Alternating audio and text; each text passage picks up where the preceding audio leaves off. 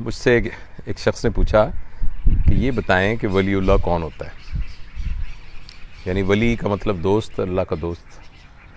तो यूँ तो कुरान में आयत है जिसमें वली की डेफिनेशन है और बहुत से और तरीक़ों से बताया जाता है। मुझे अपना एक पेशेंट याद आया जो कि पिछले दिनों मेरे पास आया।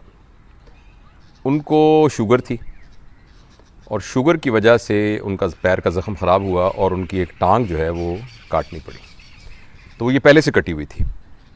अब वो दोबारा आए जिसमें शुगर के अलावा उनको खून की शरियानों की एक बीमारी हुई जिसमें खून का एक लोथड़ा आके टांग की शरियान के अंदर फंस जाता है और जिसकी वजह से उनका पैर काला होना शुरू हो गया और ये फ़ैसला हुआ कि ये वाली टांग भी काटनी होगी।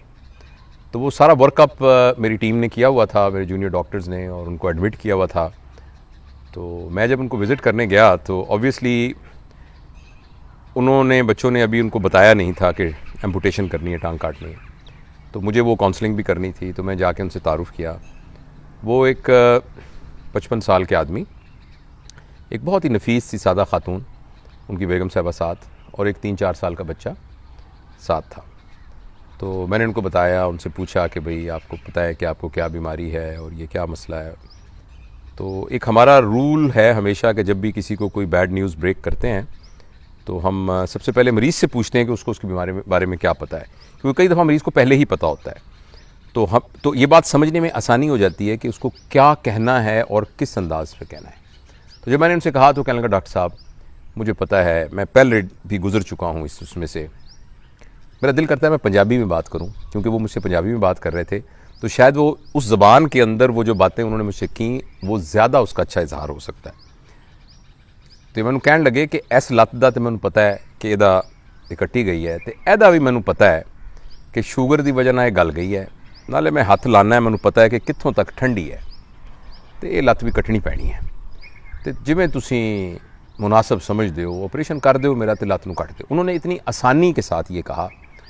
अच्छा, मैंने उनके साथ और रेपो बनने के लिए मैंने उनको पूछा कि आप क्या करते हैं, और वो कहते हैं बस डॉक्टर साहब मेरी चक्की है, 2 चक्कियाँ हैं मेरियाँ, तो वो चक्कियाँ तो मुलाजम काम कर दे। चक्की अगर आप नहीं समझते तो वो आटा पीसने वाली जो मशीन है उसे चक्की कहते हैं पंजाबी में। वो चक्कियाँ मेरियाँ है, तो वो चक्कियाँ चलदियाँ ने। तो मेरा वड्डा पुत्र है वो सादा दिमाग का है। तो सादा दिमाग से उनसे मुराद ये थी कि वो थोड़ा मैंटली बहुत ज़्यादा एक्टिव नहीं है। तो वो हैगा कोई 22 साल का, तो वो सादा दिमाग का, उन्होंने पता नहीं लगता। तो दूजा मेरा आ पुत्र है 3 साल का, आ बच्चा, बस होर मेरी कोई औलाद नहीं। तो वो बस मैं शीशे लवाए हुए है, उधरों परले पासों नज़र नहीं आता, इधरों आता है। तो वो मजदूर काम करते रहते तो गुजारा होंदा रहता है। तो बाकी एनी उम्र लंघ गई, जिन्नी लंघनी सी लंघ गई, हुण थोड़ी जी उम्र रह गई है। अल्लाह का बड़ा शुक्र है, सारी जिंदगी लत्तां दे नाल तुरदे रहे हैं, भजे फिरदे रहे हैं। हुण चलो अगर लत्त नहीं भी हैगी तो कोई जो मर्जी होती मालक दी। ये उन्होंने इतनी आसानी से कह दिया। मैं ये सोचता हूँ कि किसी की एक छोटी सी उंगली भी काटनी पड़े तो वो कितने मुश्किल से इजाज़त देगा। तो लेकिन वो इतने सहूलत के साथ उन्होंने ये कह दिया कि जो अल्लाह की मर्जी, बस उन्होंने जो फैसला जो कर लिया भी लत्त नहीं होनी, तो कोई गल नहीं, फिर की कोई गल नहीं, बस ठीक है, इन्नी जिंदगी लत्तां दे नाल ही भजदे रहे हैं। तो बाकी मैंने किसी ने दसिया मसनूई लत्त भी लग जाती है, लग गई तो ठीक, नहीं लग गई। अच्छा, उसके बाद मेरा उनके साथ एक अच्छा डेवलप, मैं कहा बड़े अच्छे आदमी हैं फलाना। जब उनका मैं ऑपरेट करने लगा, और ये इनफैक्ट आज ही की बात है, आज ही ऑपरेशन थिएटर की बात है, मॉर्निंग में, और मैंने उनसे थोड़ी सी और बात की। वो उनको चूँकि स्पाइनल में करना था, मरीज़ जाग ही रहा होता है, तो मुझे बताने लगे कि बस डॉक्टर साहब मसला ये है कि ए दुनिया दे विच ना थोड़ी देर वास्ते सानू भेजिया भी भज नठ लो, दौड़ दूड़ लो, जो कुछ करना कर खुर लो, उस तो बाद एकदम टाइम आ जाएगा। तो जे तो बंदे दे पुत्र की तरह इत्थों रहे तो अल्लाह मियाँ कहेगा आजा आजा, आ गए हैं, आ गए हैं, आजा आजा, बह जा मेरे कोल, बह जा, आजा आजा कोल आके बह जा, आजा, आ गया तू, हुण आ गया, बह जा, आजा।